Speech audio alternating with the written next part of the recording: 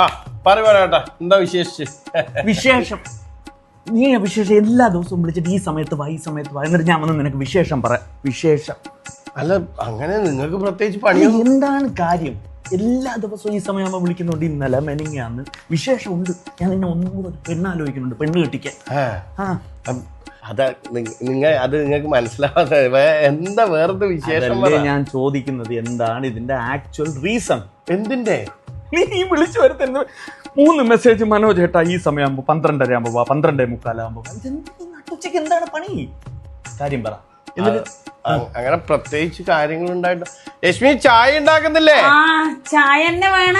നാരങ്ങ വെള്ളം ആയാലോ, ഉച്ച സമയല്ലേ. നാരങ്ങ വെള്ളം കുടിച്ചിട്ട് പോയാ മതി. നാരങ്ങ വെള്ളം ഉണ്ടാവും. ചൂടല്ലേ ഫുഡ് മനോജേട്ടൻ ചിലപ്പോ ഫുഡിനുണ്ടാവൂട്ടാ.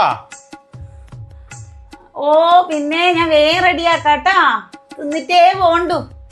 ലക്ഷ്മി ചോറിന് മീൻ എന്തെങ്കിലും വേണോട്ടാ? ആ റെഡിയാക്കാം റെഡിയാക്കാം. അവിടെ ഇരുന്ന് വേരിറങ്ങോ. ഇന്ന് ഞാൻ ഒരു മണ്ണം അങ്ങോട്ട് ഉണ്ടാക്കൂല. ഇത് കുറെ ദിവസമായി. എല്ലാ ദിവസവും ഈ സമയമാകുമ്പോ ഇങ്ങ് കേറി വന്നോളൂ. എന്ത് എടാ ഉള്ളത് പറ. എന്റെ ഒന്നുമില്ലാന്ന് കണ്ടറിയ. ചിലപ്പോ നാരങ്ങ വെള്ളം വരും, ചോറുണ്ട്, എല്ലാം കഴിച്ചിട്ട് പോയാ.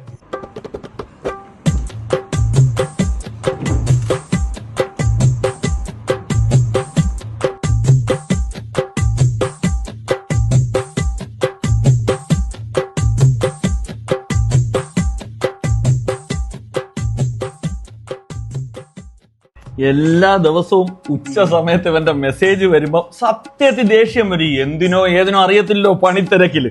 പക്ഷെ ഇത്രയും വിഭവമായ ആഹാരം കിട്ടുന്നുണ്ട്, അതുകൊണ്ട് ഓക്കെ. ഓഹോ, അപ്പൊ ഇങ്ങനെ മെസ്സേജ് അയച്ചിട്ടാണ് കറക്റ്റ് ടൈമിന് മനോട് എത്തുന്നല്ലേ? ആ അങ്ങനെ പറ. കഴിക്കി ഇതാ വറവെല്ലാം കൂട്ടി കുറച്ച് കഴിക്കി. മീനെല്ലാം എടുത്ത് കഴിക്കൂ കഴിക്കുന്നില്ല. ഞാൻ കഴിച്ചോളാട്ടാ, നല്ലോണം കഴിക്കും മനേട്ടാ.